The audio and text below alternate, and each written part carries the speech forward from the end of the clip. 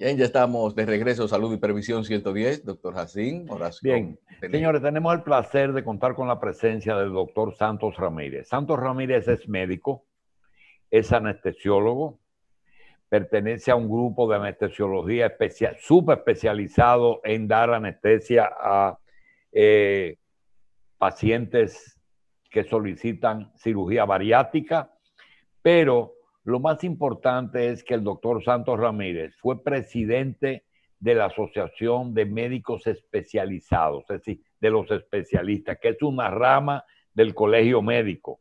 Él también fue aspirante a presidente del colegio porque hay algunas cosas que les resultan difíciles implementar a las especialidades sin tener la presidencia del colegio. Y eso quizás fue la razón por la que él tuvo que optar, aunque no tuvo resultados positivos, porque Ubaldo tiene la condición de que Ubaldo ya ha hecho muchas campañas y sobre todo basadas en que el médico tiende a poder tener mucho tiempo libre y Ubaldo le ocasiona muchas oportunidades de no asistir a los trabajos.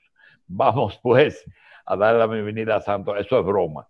Le damos la bienvenida al doctor Santos Ramírez. Y quiero comenzar por algo que dijo Mercedes, y es lo siguiente. ¿Cómo el doctor Santos, como médico especialista, puede sentarse en una tribuna imparcial y decirme, ok, las ARS tienen afiliados certificados, que ellos tienen un término que usan, son los médicos que están autorizados a dar servicios a las ARS y las ARS les pagan? Pero ahora resulta que ese capítulo se lo han ahorrado porque el virus ha hecho que no haya muchas solicitudes y hay una gran cantidad de dinero que se lo han ahorrado las ARS.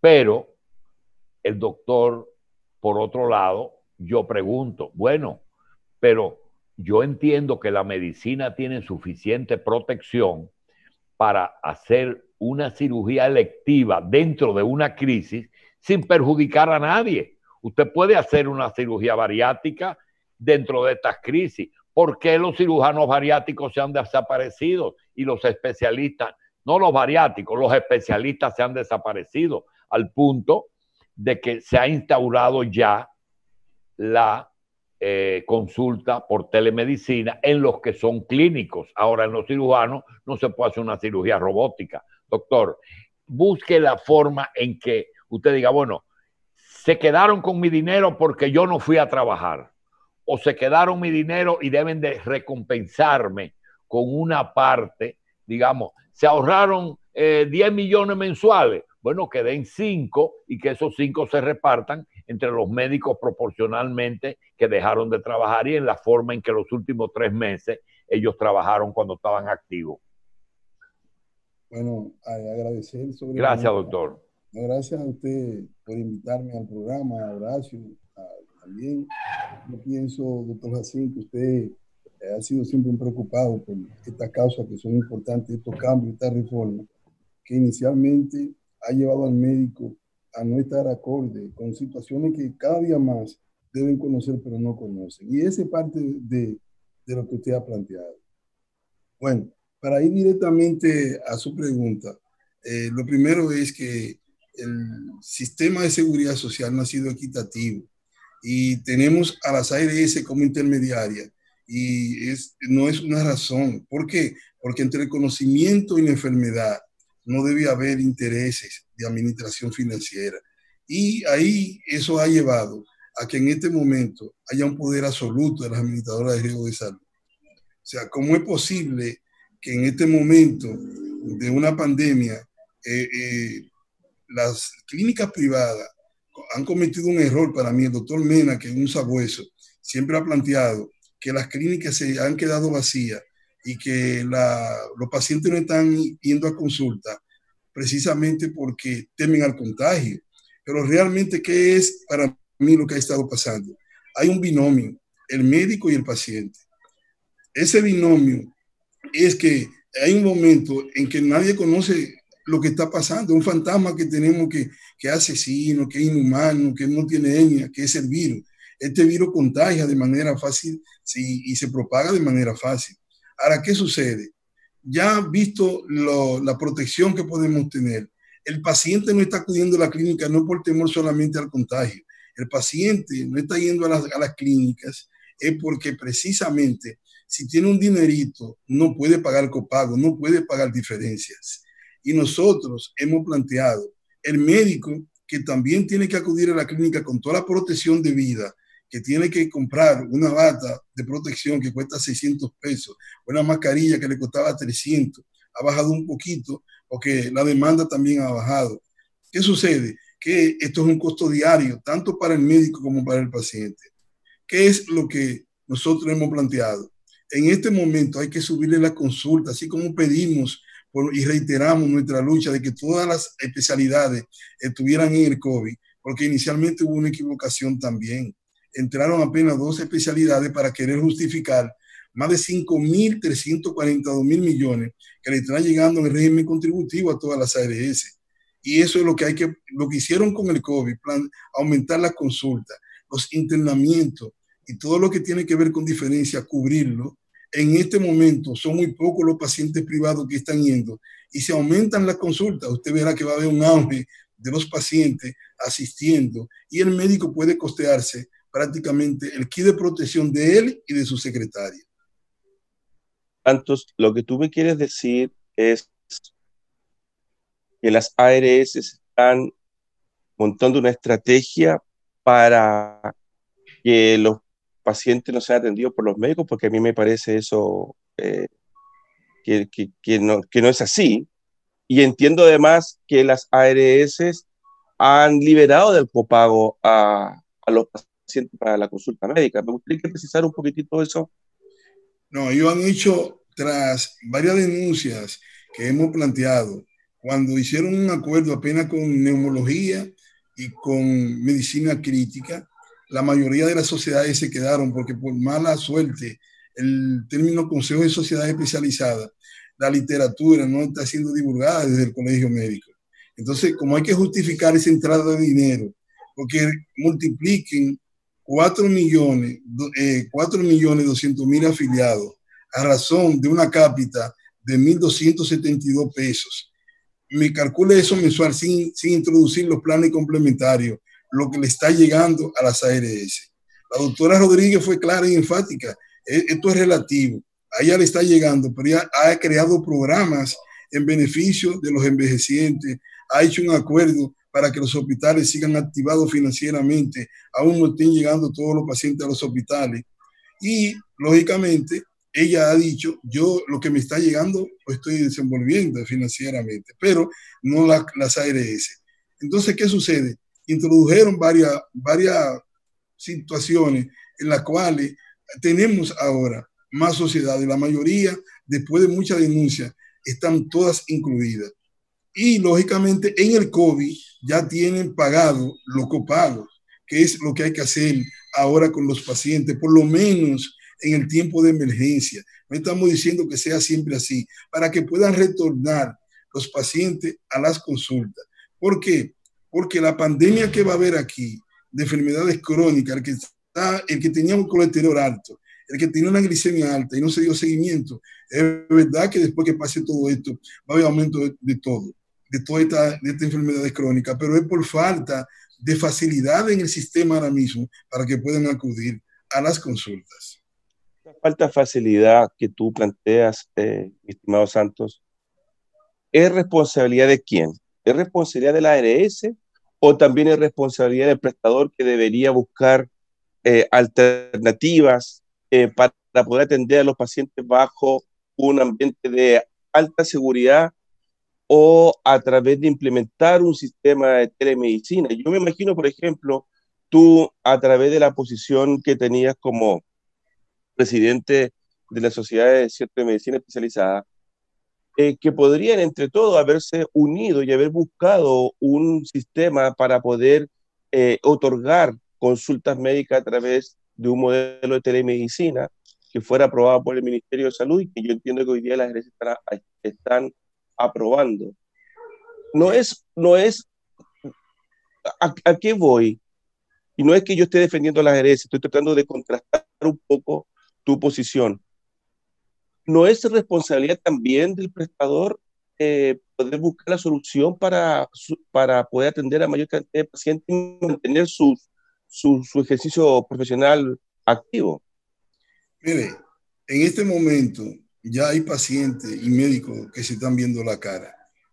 Nosotros la telemedicina la tenemos entre comillas aquí en el país, porque no existe una legislación todavía que permita, como en otros países un poco más desarrollados, que el médico no tenga un compromiso legal después. Y digo esto porque si esto es lo que podía disminuir prácticamente algún nivel de contagio en las consultas, la verdad que hay cosas, por ejemplo, yo como anestesiólogo no puedo ver un paciente que va para cirugía por medio de una cámara, para poner un caso particular. La visita preanestésica o evaluación preanestésica es más que simplemente una cara. Y incluso en una visita preanestésica, en mi caso, y que él podría ser el caso de muchos médicos o muchas especialidades, yo podría observar el comportamiento de un paciente que podría hacer un evento de riñón, de diabetes, particularmente no solamente fuera de lo que son los estudios de gabinete que yo pida, porque mi abordaje es multidisciplinario. Es una responsabilidad compartida. El paciente tiene que entender que tiene que hacerle seguimiento a una posibilidad de tener una neoplasia o en este caso un cáncer, ¿verdad? Pero si estaba sospechando que eso en las investigaciones que se estaban haciendo, eso hay que seguirlo ahora. Póngale la consulta y elévela un poco para que usted vea si eso no van a retornar. Y aunque el médico tenga que decir, yo veía 20 pacientes, veía 15 en un día y otro ven 5, yo estoy seguro que de manera gradual va a recibir a esos pacientes. ¿Por qué? Porque parte de sus gastos están siendo compensados por las ARS. Lo que aquí tenemos que discutir no es la asistencia o no, el paciente va a ir. Olvídese que el paciente va a ir y están acudiendo porque algunos médicos han tenido que aperturar, sacrificando su bolsillo y protegiéndose con mascarilla N95, con una bata, cosa que no se la está costeando ahora mismo el servicio de las ARS. Eso es lo que nosotros tenemos que quitar del medio. Hay que pensar en el país, hay que pensar en la salud. No es posible que siempre se piense en el lucro y que en este proceso donde hay tantas enfermedades que puedan después presentarse y que podían ser resueltos, un problema de prevención ahora, tengamos que tener entonces una persona enferma precisamente porque el sistema no le brinde la facilidad. El Estado hasta ahora ha hecho un esfuerzo a través de todo esto que se ha estado haciendo. Y sabemos, como se sabe y lo sabe todo el mundo, esto no ha sido un éxito en ningún país. En ningún país ha sido un éxito, porque esto fue un enemigo silente que tuvieron incluso los que producían insumos. Y hoy, nosotros en un momento determinado al inicio, tanto desde el punto de vista del ministerio, para mí como desde el punto de vista del mismo colegio, se perdieron en lo que venía porque uno no pudo asesorar, pero el otro no pudo actuar, porque siempre tuvo el paciente que lo traen importado, pero mientras lo traen importado, ya el virus estaba en fase 4. Ahora, después de ahí, para mí las medidas que se han tomado, la mayoría ha sido buena, la mayoría. Ha habido un empeño particularmente del Estado por responder a eso, pero en la seguridad social, para mí ha habido un descuido. Doctor, hay algo que queríamos preguntarle. Sí. ¿Cómo se llama cuando un doctor especialista solicita a una ARS su habilitación, su certificación para poder darle servicio de ARS? ¿Cómo usted le dicen a esa palabra? Eso es afiliación a la ARS a través de un pero usted tiene un nombre. Un código. Le dan un código, sí, ¿verdad? Y ese sí, código lo habilita para que usted pueda enviarle sus facturas a esa ARS. Mi pregunta es al margen de la parte de especialista, porque sabemos que si es una apendicitis o es una úlcera estomacal, eso lo va a pagar la ARS. Ahora, ¿qué procedimientos estéticos y reconstructivos están especificados en, por ejemplo, la obesidad mórbida, una obesidad que le haga daño al paciente a su vida? lo cubren las ARS No, al cirujano. no. Esa es la cirugía bariátrica.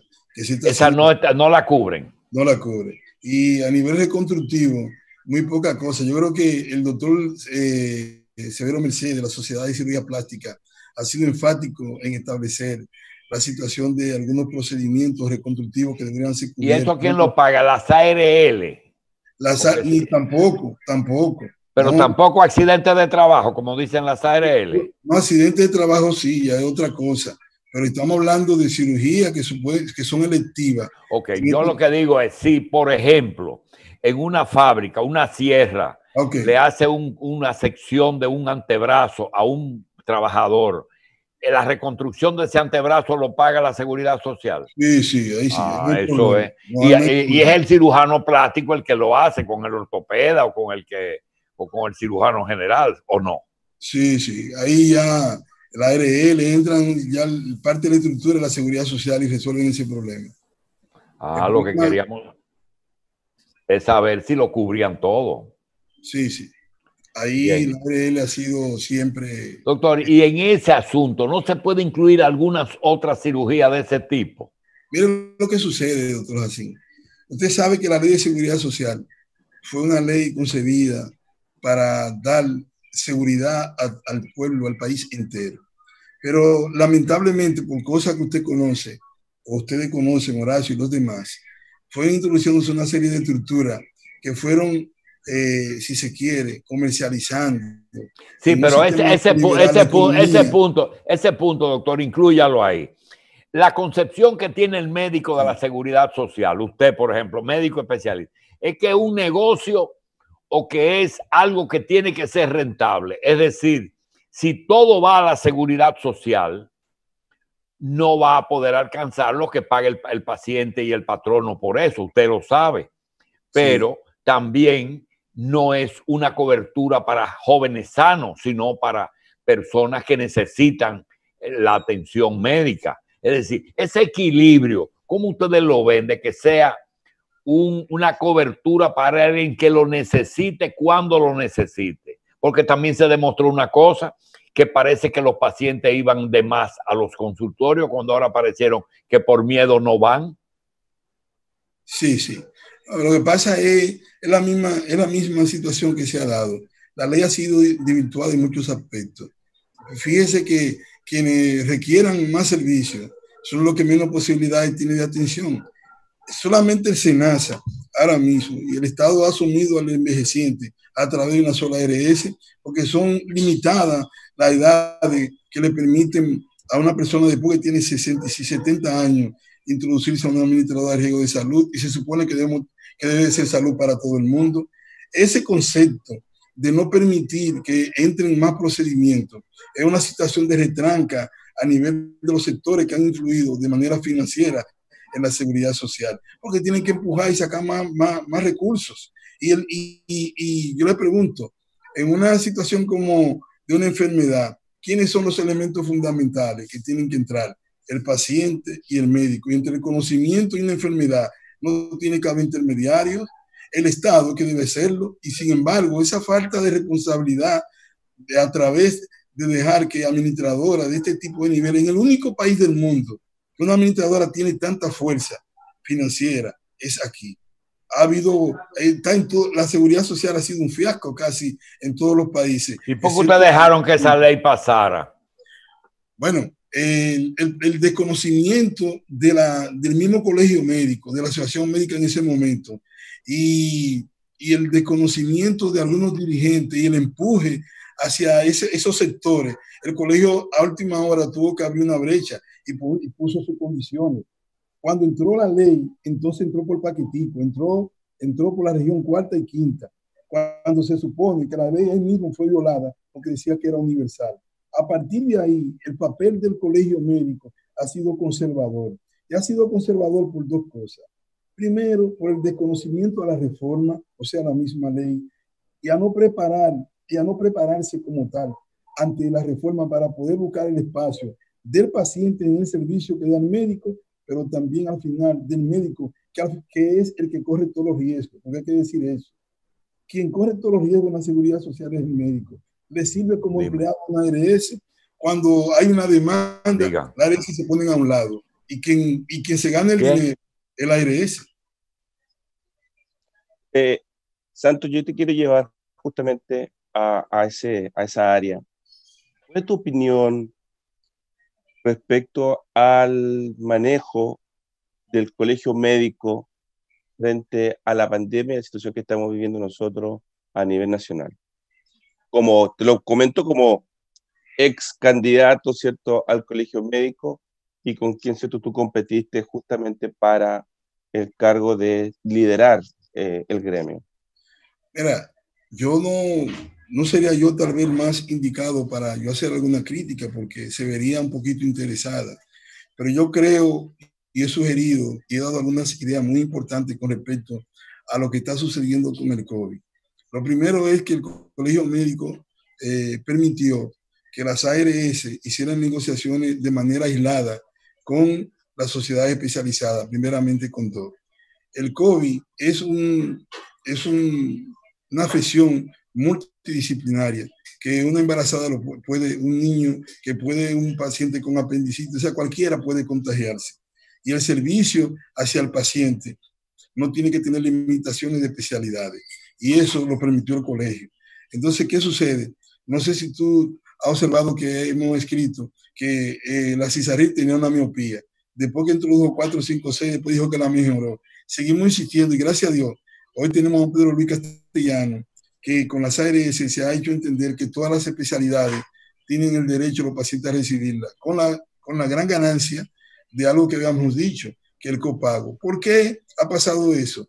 Porque la manera de justificar la ARS ahí están ganando. Apenas 200, 300 millones de pesos, de 5,000 y pico de millones, son los que están pagando a las ARS, porque la mayoría de ustedes lo saben de los pacientes, pero están en los hospitales públicos, excepto en Santiago, que hay un par de clínicas. Aquí hay 2 o 3 centros privados, en San Francisco de Macorís, en Puerto Plata, Nagua y Cotuí. Nosotros no tenemos pacientes. Doctor Santos, mire, ayúdenos con esto. En esta media hora que tenemos, hemos caminado y recorrido un enorme camino de diferentes temas. Yo quiero que usted aproveche con tiempo y sin presión esta segunda parte de este programa y nos cuente qué espera un médico especialista de su colegio y de las ARS frente a él. Olvídese de lo que dice la ley. Okay. ¿Cómo debe ser la cosa para que sea justa para todas las partes? Para el usuario, que es lo principal, porque aquí en este país, en educación, lo más importante no es el estudiante, sino el maestro. En salud, lo más importante no es el paciente, es el médico. En transporte, lo más importante no es el pasajero, es el conductor. Entonces, para que no parezca que el médico no está consciente de que su papel es curar, díganos cómo de ser justo para que el especialista pueda vivir, por ejemplo, ahora mismo, que tiene 3 meses que no produce. Díganos qué usted espera de las ARS o de modificaciones que habría que hacer para que si se presenta una situación como esta, ellos no se mueran de hambre, pero no quiebren. Adelante. Muy bien. ¿Cómo debe de ser? Bueno, primero, en la Seguridad Social se creó lo que llaman un fondo solidario. Un fondo solidario tiene la tesorería de la Seguridad Social, que estaba en estos días por lo alrededor de los 100 millones de pesos. Pero ese fondo es un saco sin fondo. Es un saco sin fondo, es un significante. No, no es un saco sin fondo, tiene fondo. Digo, es un saco sin fondo, porque como le digo, la política a seguir es que todo el mundo tenga satisfacción en los servicios y que tanto lo que es el médico, lo que es el paciente, las cosas vayan caminando de manera equilibrada. ¿Qué es lo que tenemos al día de hoy? Esos fondos se tocan ya para cuando sea necesario, pero en la seguridad social, las ARS tienen que entender que los médicos que están afiliados a ella son también seres humanos que necesitan, que tienen necesidades, tanto igual que el paciente como lo tienen ellos como empresa. ¿Cómo es posible que se haya creado una pandemia con una crisis como esta y que el médico tenga alrededor de 60 y pico de días en su casa y que no haya recibido una compensación. Yo he solicitado primero que debió haber un fondo o un bono solidario o un incentivo solidario con promedio del año entero, aunque sea el 10% de lo que hicieron, y que se lo pongan en la mano. ¿Qué sucedió? Que las ARS se destaparon hace un mes y pico, la ARS Universal, y crearon un incentivo solidario, pero como un anticipo, un préstamo. Yo critiqué eso porque no era lo que nosotros estábamos sugiriendo. El Colegio Médico en esta parte ha guardado silencio en la seguridad social. Y el Colegio Médico es más que una crítica al Estado, una crítica a que si se está haciendo bien o se está haciendo mal, derecho que tiene, porque el Colegio Médico está para que observar que las cosas se hagan bien. Pero en ese entorno, el médico y el paciente son una gama de necesidades, entre la cual está para equilibrar. ¿Cómo es posible que las ARS entonces lo que hagan es que den ese anticipo en unos fondos que le están llegando, con un por medio de los últimos 3 meses, que ya ese médico trabajó con esa ARS, que ese dinero se destinó por esa ARS y se lo pagaron? Ahora sacó un promedio para poder hacer tal vez lo que nosotros estábamos sugiriendo. Dieron ese incentivo, pero ese dinero que llegó no fue de lo que ya tenían en el fondo. Usted no está de acuerdo con el préstamo, sino que le entreguen una suma proporcional a lo que hizo antes, sin tener que retornarlo. ¿Por qué? Porque yo estoy diciendo eso. Sí. Porque recuerde que ya eso que se trabajó en esos últimos 3 meses, ellos lo sacaron de lo que le llegó por la administración de la cirugía, la consulta que se hicieron. Y usted no se está dando cuenta que en el futuro eso le está cerrando las puertas a las KRS, una cosa por la que yo lucho, que todo médico graduado, especialista con acreditación, que sea afiliado a todas las ARS, ellos van a decir no, porque en medio de crisis me van a obligar a subsidiar a todos los médicos. No estamos cerrando la puerta, doctor. No, así. Lo que pasa es que ese dinero que está llegando ahora no tiene la ARS por qué perderlo, porque ese dinero no son de ella. Ese dinero es de los pacientes que deben de ir a la consulta, que deben hacerse los procedimientos electivos, y ellas lo están aglomerando. Entonces, ese dinero no le afecta, porque ella lo que tiene que compartir con el paciente, aumentándole la consulta ahora, y lógicamente a los médicos darle solidariamente un incentivo solidario. No se está diciendo que sea el 10, el 5, no. ¿Por qué? Porque ese es quien mantiene, el médico y el paciente que mantienen el sistema, y en este momento no están siendo compensados. Ahora, desde el punto de vista de la ley y la Constitución de la República, los derechos fundamentales, ningún médico que haya terminado una pasantía no tiene por qué no estar en una ARS. La ley 111 que establece el S4, inmediatamente usted termina, hizo una pasantía, y el artículo del 3 y el 11 establecen claro que nada más hay que estar colegiado. Ningún médico que haya terminado tiene que estar fuera. Esa es la incongruencia y se quiere decir, la injusticia que tiene el sistema. Doctor, esa es la lucha nuestra. Y la nuestra también. No, graduado de una universidad. Pasantía.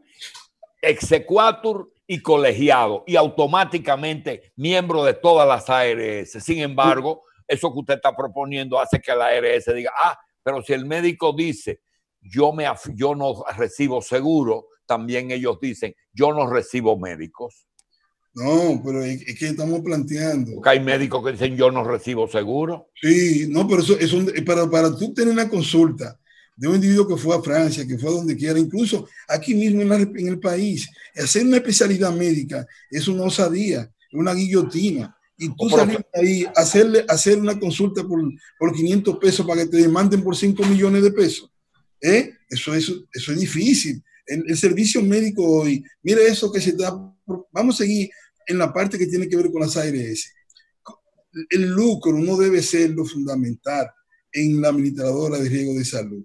Entre el paciente, si se hace un procedimiento cualquiera, la glosa que se están haciendo debe ser de salud, no debe ser financiera. Si hay que hacer una auditoría, si hay que hacer cualquier situación de revisión, procurando la mejor atención para el paciente, no que ese dinero se quede particularmente las ARS con ellos. O sea, todo lo que usted observa es situación de dinero. Ahora mismo, mire como dice la doctora Mercedes, ella le está quedando un dinero y está creando un programa. Pregunto yo, las ARS privadas, ¿cuál programa están creando? que pudieran en este momento, eso que está pasando. Afiliados hay 13.000 médicos ahora mismo y somos 40.000 médicos. Toda esa injusticia es precisamente porque ha habido un estancamiento de decir yo no abro más porque entonces voy a tener que producir más procedimientos para pagar. Y los pacientes que están ahí afuera necesitan atención, necesitan que se abra la cobertura para poder tener todos los servicios. El plan básico tiene que actualizarse.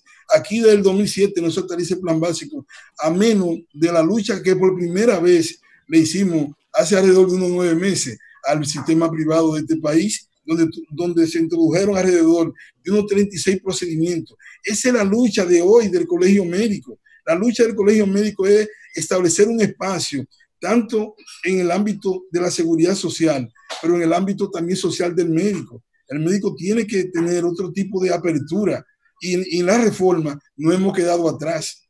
Todo eso que usted ha planteado, usted dijo ahora mismo, todo lo que usted ha estado luchando, uno también. Ahora, eso que usted ha dicho, ¿qué tiempo tiene?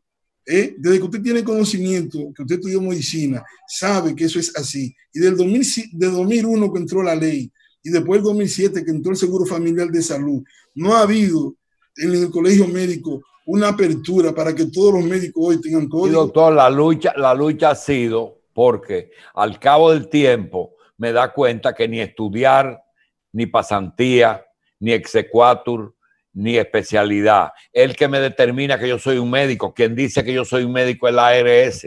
Sí, es la que determina, pero el colegio médico tiene... Sí, pero también la ARS me dice, ajá, vamos a hacer algo, que me reciba todo el mundo mi tarifa.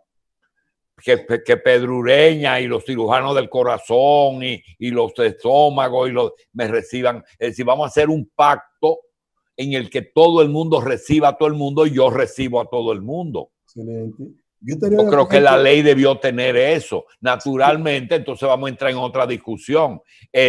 Yo en una hora produzco 5,000 pesos. Tú no me puedes pagar 500 pesos por una hora. Es decir, esos son los problemas. Mira los problemas que tenemos con los psiquiatras. Los psiquiatras no trabajan con las ARS. ¿Por qué? Porque las ARS exigen 20 minutos como máximo para poder ser rentable y a veces 10. Sí. Sin embargo, un psiquiatra no puede darle menos de 45 minutos a un paciente y por 300 pesos en una atención primaria no lo va a ver. Óigame, lo que estamos hablando es un gran problema. Es un gran problema. Y yo no quiero que el público lo vea, una lucha justa que hemos tenido, como algo que a veces el médico le interesa más un sobrecito de comisión de laboratorio que un sueldo, doctor. Sí, por eso todo, usted sabe, doctor Asín, ¿a qué se debe esto? Vamos a poner los puntos sobre la I, vamos a pensar en el país. Hay que, en la ley, en este aspecto, tiene que revisarse en el sentido de que tú tienes que ver ganancia y beneficio de un lado, pero también de otro.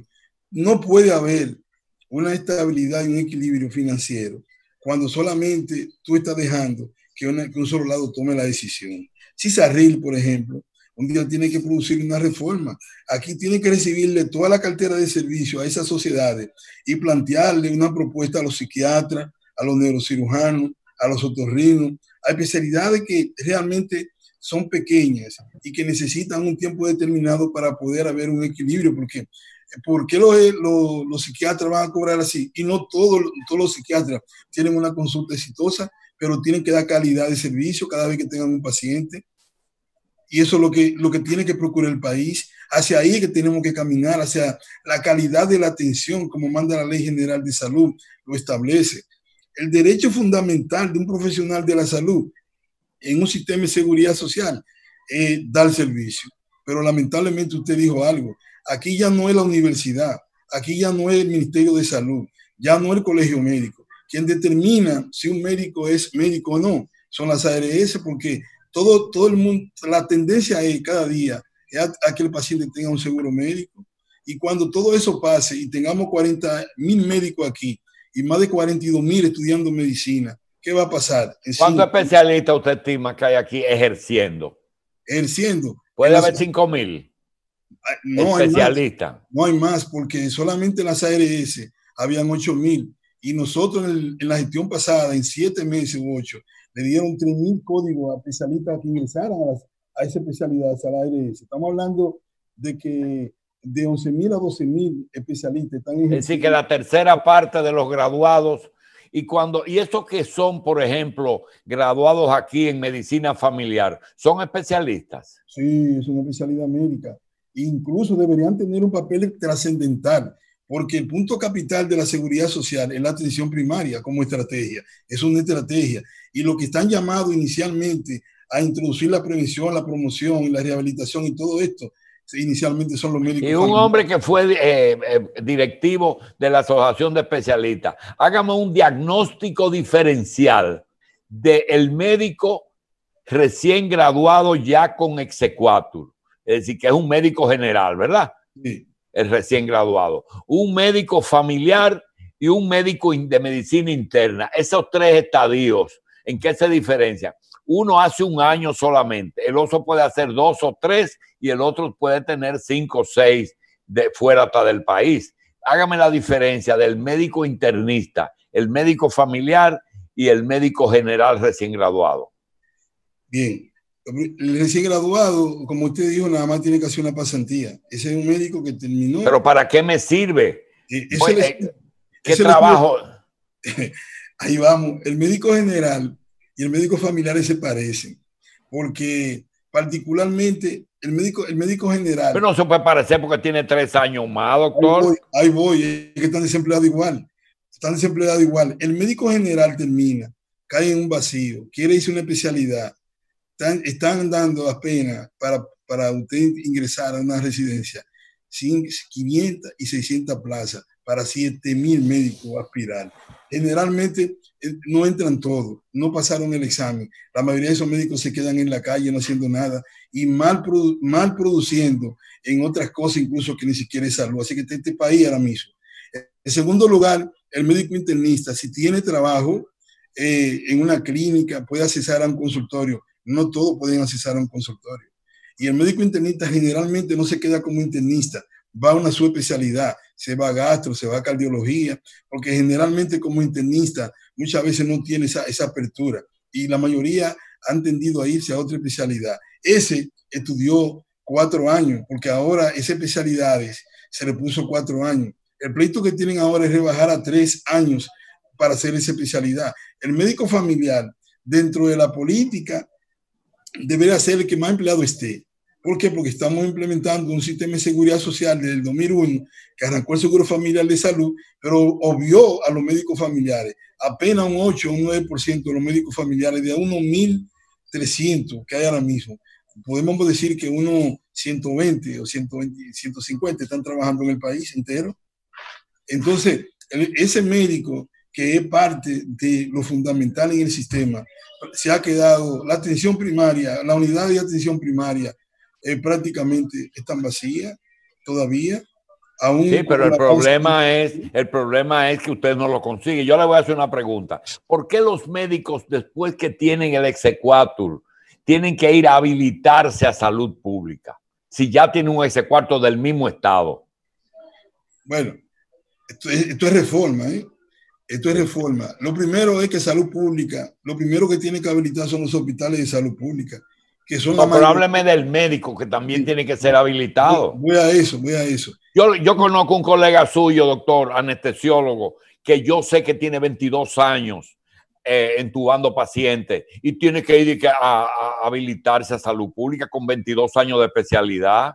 Los roles que hay aquí de estructura del Estado que quieren jugar todo, un papel de protagonismo en el sistema. Aquí, pero la ley lo obliga, doctor. Sí, ahí voy. Quien tiene que acreditar aquí es el Ministerio de Salud, de Educación Superior, y quien habilita, y lo tiene que hacer una sola vez, porque el S4, ¿dónde que usted lo busca?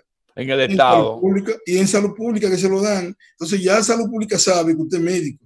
Cuando usted se acredita como especialista, que lo acredita una universidad y que ya la educación superior lo observó, la habilitación ahora lo que está pidiendo, y está embromando el parto en eso, es que el médico ahora esté en la universidad, que haya graduado en una universidad, y aquí, como usted bien sabe, lo que hay tener ese cuarto para ejercer. Aquí no hay riválida para médico especialista. Por eso es que una persona viene de fuera y hace una pasantía aquí y es cirujano cardiovascular y ahorita ejerce sin que un médico que tiene 3 años de medicina familiar y ya lo gradúan en medicina familiar y lo habilita Salud como médico familiar y quien sea. Y si quiere ser después internista, ¿tiene que añadirle o le sirve esa especialidad? No, si quiere ser internista. No, si quiere ser internista, tiene que comenzar a estudiar eso. ¿Cuántos años más? Además de los 3 que hizo. Sí, 3 más. 3 más. Entonces un médico después que se gradúa tiene que meterle 7 años más con pasantía y pasar medicina interna. Sí, ¿por qué? Porque eso es parte de un posgrado que tú hiciste. Y nuestro posgrado. Entonces eso pasa con los médicos que le pedían ahora 4 años para hacer medicina interna. Ahora le están pidiendo 3. Un médico que se gradúa a los 25 años de médico, a los 37 que puede ser especialista. Claro. Y ya a los 50 tiene que estar pensando en irse. Doctor, eso es mucho. Sí, no, es que la medicina aquí, el médico no está bien. Lo que pasa es que ha habido algunas profesiones. Y no hablemos de actualización, doctor. Bueno, peor todavía, porque usted sabe que la certificación aquí no existe. Aquí no se certifica nada. Bien, Montenegro, si tiene algo, tenemos 5 minutos. Yo quisiera aprovechar estos 5 minutos para comentar y a ver si Santos tiene también una opinión respecto de este reinicio de actividades que hemos tenido en nuestro país. Llamar a la prudencia a toda nuestra población. Todos los países tenemos que reactivarnos. Los distintos mandatarios, ¿cierto?, han estructurado cierto esquema, procedimiento y normativa. Ninguna va a funcionar si es que nuestra población no es prudente y se preocupa de su autocuidado para que no exista una propagación importante del virus y podamos, ¿cierto?, tener una nación que sea viable y que podamos, ¿cierto?, ir manejando de mejor manera la ecuación economía y salud. ¿Cuál es tu opinión respecto a esto? ¿Cuál es el mensaje como médico, ¿cierto?, y como gremialista todavía para nuestra población dominicana justamente en estos momentos que ya ayer arrancamos con el reinicio de actividad en el país? Mantener en lo posible el aislamiento social, independientemente de la libertad que se ha dado. Yo decía en un periódico de circulación nacional que particularmente no estaba de acuerdo con el inicio, creo que es extemporáneo y aventurero, y que corresponde tal vez un poco de presión política. O sea, el gobierno tiene mucha presión, pero yo pienso que se habían manejado las cosas hasta ahora bien, mantener por lo menos esa dinámica todavía, y tal vez aperturar algunas que otras cosas. Han habido un poco de disciplina. En el momento que se hace esta apertura, hemos encontrado barrios bebiendo, un grupo de más de 500, 300 personas, y ya llegó un momento también en que en fase 4, en algunos barrios de estos que no tienen populosos, también ha llegado el virus.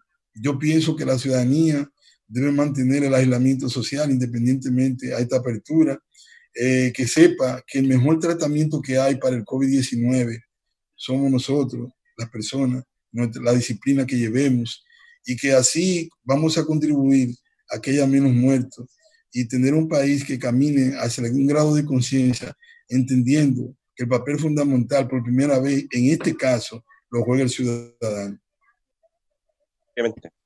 Doctor Santos Ramírez, muchas gracias. Carlito. Gracias a usted, doctor Santos Ramírez, y también a Horacio Montenegro por estar con nosotros. Será hasta el próximo jueves cuando tengamos de nuevo Salud y Previsión, revista 110, y les recordamos que estos videos están disponibles después del mediodía en nuestra cuenta de YouTube. Gracias.